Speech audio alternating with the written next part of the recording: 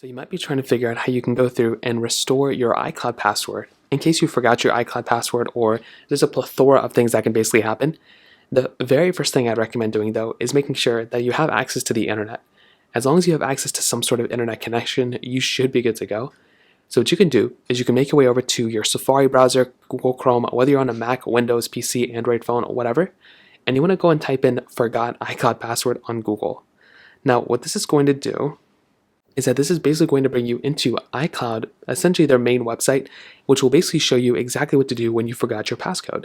So it says if you've forgotten your Apple ID passcode, you want to make sure it's from the actual support page from Apple.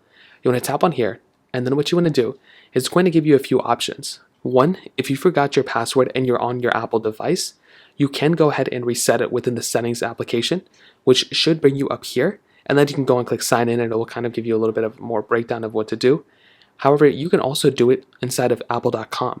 So you can go to iforgot.apple.com, which is the website right here. So go to this website, iforgot.apple.com, and what it's going to allow you to do is it's going to allow you, whether you're on an iPhone or not, you can go and type in your email or your phone number, and then you can type in the characters that you see within this image.